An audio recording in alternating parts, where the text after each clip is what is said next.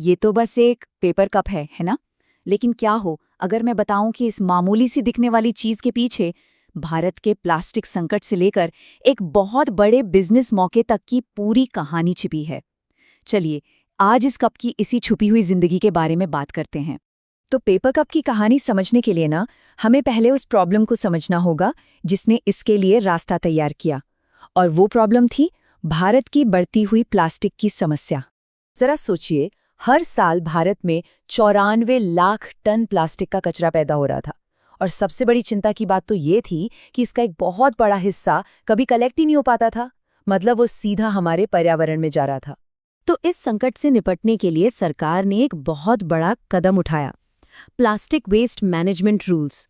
और इन नियमों के तहत जो सबसे ज्यादा प्रॉब्लम वाले प्लास्टिक थे ना, उन पर धीरे धीरे मतलब फेजेस में बैन लगाया गया। अब देखिए, ये बैन हर तरह के प्लास्टिक पर नहीं था। इसका निशाना खासतौर पर वो चीजें थीं जिनकी यूटिलिटी कम और लिटरिंग पोटेंशियल ज्यादा था। आसान भाषा में कहें तो प्लेट्स, कप, स्ट्रॉ जैसी चीजें। और बस इसी एक कदम ने मार्केट में एक बहुत बड़ी खाली जगह बना दी। तो जैसे ही सिंगल यूज प्लास्टिक पर बैन लगा, इस खाली जगह को भरने के लिए एक नया हीरो सामने आया। और पता है क्या? इसके साथ ही एक पूरी की पूरी नई इंडस्ट्री खड़ी हो गई। और अचानक से क्या हुआ, पूरे देश में दुकानदारों और कस्टमर्स के लिए पेपर कप सिर्फ एक ऑप्शन नहीं रहा, बल्कि वो सबसे आसान और पसंदीदा सॉल्यूशन बन गया। और बस इसी वजह से मार्केट में इसकी डिमांड का जैसे एक धमाका सा हो गया। और ये सिर्फ डिमांड बढ़ने की बात नहीं थी, ये असल में एक बहुत बड़ा बिजनेस का मौका था। और इस बढ़ती डिमांड को पूरा करने के लिए कई नए एंटरप्रेन्योर्स मतलब उद्यमी पेपर कप बनाने के इस मैदान में उतर आए। अच्छा, सरकार ने भी इस बदलाव को पूरा सपोर्ट किया। नए बिजनेस को बढ़ावा देने के लिए मुद्रा लोन स्कीम के तहत शुरुआती लागत का 75% तक, सोचिए 75% तक फाइनेंशियल हेल्प दी गई, ताकि प्लास्टिक का ये ऑल्टरनेटिव आसानी से मार्केट में आ सके। लेकिन एक ऐसा कप बनाना जो कानूनी तौर पर खाने पीने की चीजें रखने के लिए सेफ हो, वो सिर्फ कागज मोड़ने जितना आसान नहीं है। बिल्कुल नहीं। इसके पीछे कई नियम और काफी टेक्नोलॉजी लगती है। देखिए, सबसे पहला और सबसे जरूरी नियम ये है कि खाने को छूने वाली कोई भी चीज फूड ग्रेड सर्टिफाइड होनी चाहिए। इसका सीधा सा मतलब ये है कि कप से कोई भी खतरनाक केमिकल आपके ड्रिंक में लीक ना हो। भारत की जो फूड सेफ्टी अथॉरिटी है यानी FSSAI, उसके पास कागज के लिए भी बहुत कड़े नियम हैं।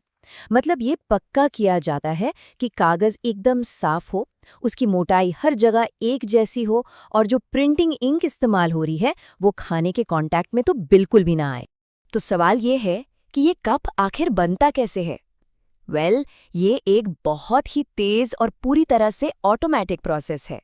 सोचिए, सपाट कागज के टुकड़े मशीन में एक तरफ से अंदर जाते हैं और दूसरी तरफ से हर मिनट करीब 50 तैयार कप बनके बाहर निकलते हैं।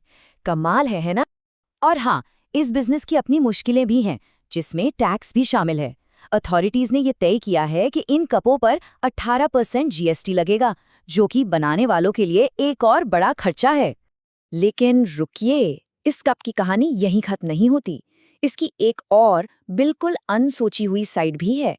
ये सिर्फ चाय कॉफी रखने का एक कंटेनर नहीं है, बल्कि ये एक बहुत ही पावरफुल मार्केटिंग टूल भी है।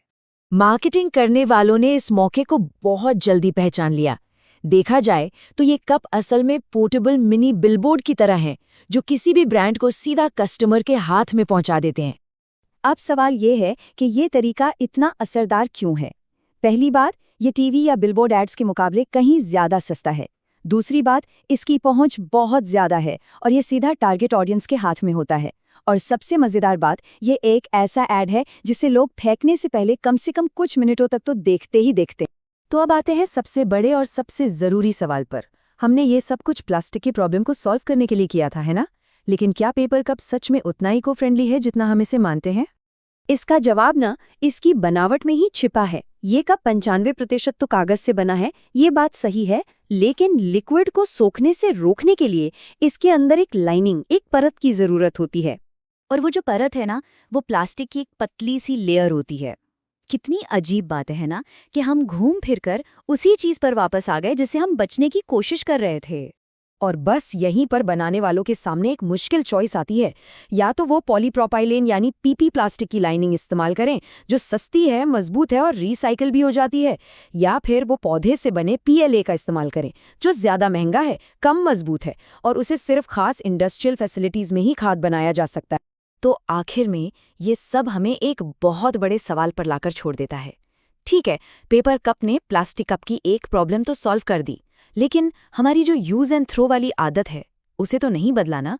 शायद असली प्रॉब्लम कप में नहीं, बल्कि हमारी इसी फेंकने वाली